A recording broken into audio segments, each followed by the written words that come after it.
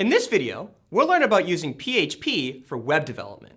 PHP is a scripting language that can be used to implement websites on a web server.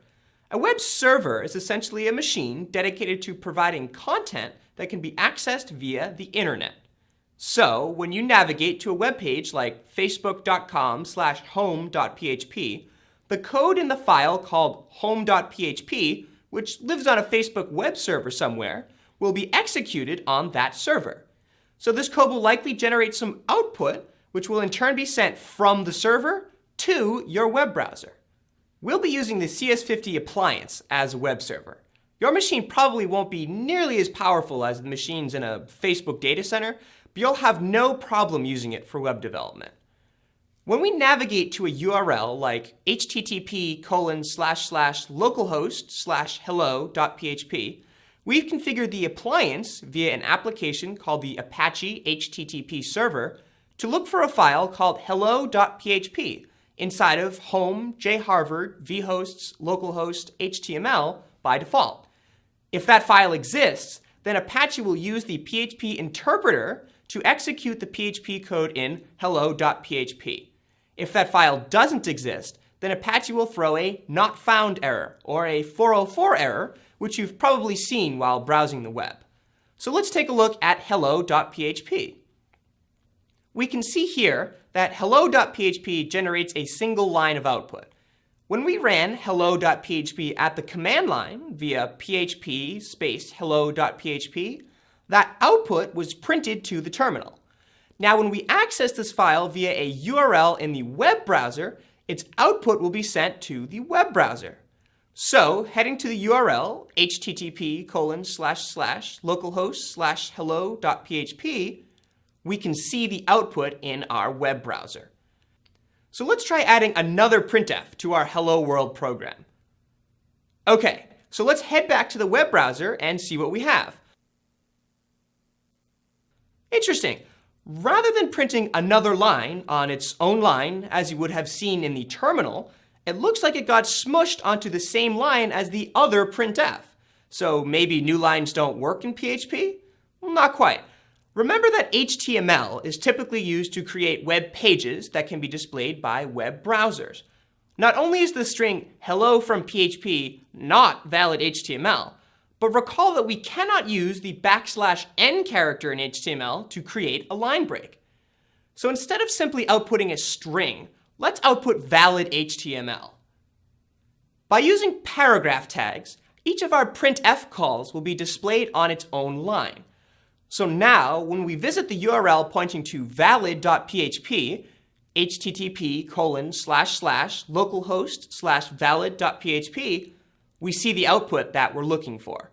Now, if we view the source of this page, we can see that we're now looking at valid HTML, which we created from PHP. Putting all of our HTML inside printf calls is of course going to get really annoying. Luckily, we can easily mix HTML and PHP in the same .php file. Remember, all of our PHP code must be enclosed within $?PHP and $?. Anything that is not enclosed within these delimiters will simply be sent as output to the browser rather than being executed. So that means we can do something like this. We can simply write HTML inside of our .php file and then insert PHP blocks wherever we'd like some PHP code to be executed. So here we define a few variables at the top of the file, and later we print them out inside of our HTML. So now, if we visit this URL, http://localhost/mixed.php, we can see our evaluated PHP inside of our HTML. So now, let's take a look at how we can pass data among our various PHP pages. So rather than saying $PHP print $A greater than, we can simply say $=, the variable we'd like to print, or A, and greater than. So let's now take a look at how we can pass data among our various PHP pages. So one way we can do that is to encode information into the URL of a page. When browsing the web, you may have noticed that some URLs contain a question mark followed by a string containing ampersands and equal signs. This part of the URL is known as the query string, and this allows you to effectively pass arguments to your PHP script. The query string consists of key-value pairs, just like a hash table. An equal sign separates a key and its corresponding value, while ampersands separate pairs. So, a URL that looks like http://localhost/get.php foo equals bar ampersand baz equals quux has two key value pairs in the query string. The key foo maps to the value bar, and the key baz maps to the value quux.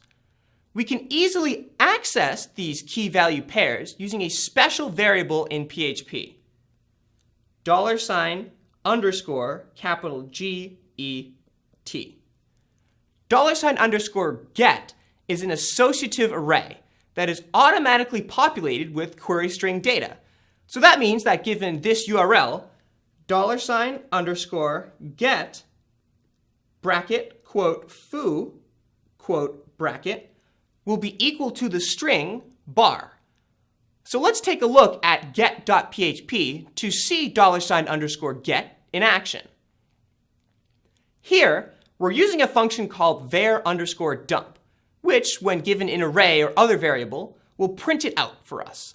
So now, if we simply access http://localhost/get.php, then we'll see an empty array because we haven't provided a query string. So if we do provide a query string via http://localhost/get.php foo equals bar and baz equals quux, then we can see that the $_get variable will contain the query string's key value pairs. But what if we don't want to put our data inside the URL of a page? For large amounts of data, this can result in some pretty ugly URLs that are going to make our shiny website look lame. We can instead put the query string into the body of the HTTP requests rather than the request's URL. Then we can use PHP's $_post variable to access the key value pairs. So one way to do this is via an HTML form. Here, we have a simple HTML form. Notice here that the method attribute of this form is post. This tells the browser to put the form's key value pairs into the body of the request rather than the URL. If we were to use the value get for this attribute, then the form's key value pairs would instead go into the query string, so we could access them via $_get again. The action attribute of the form tells the browser where to send the data.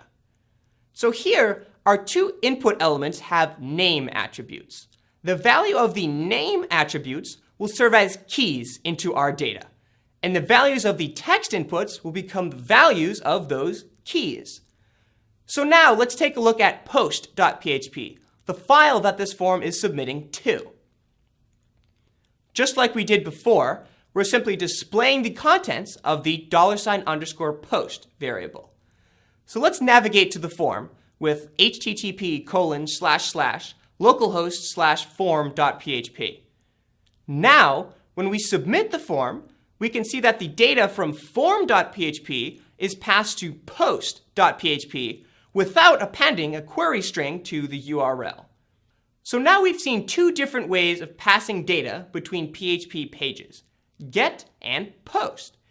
In our examples, we used two different types of HTTP requests. As you might expect, a GET request was used when we populated $_get from the URL, and a POST request was used when we populated $_post. So when designing your web apps, it's a good rule of thumb to use GET requests when your app will only read data, and POST requests when your app will write data. For example, A search query will read data from your app, so a GET request makes sense. On the other hand, your app will write data via something like a registration form, so a POST request would make more sense. And that's an overview of some of the techniques we'll be using in CS50 to create websites using PHP. My name is Tommy, and this is CS50.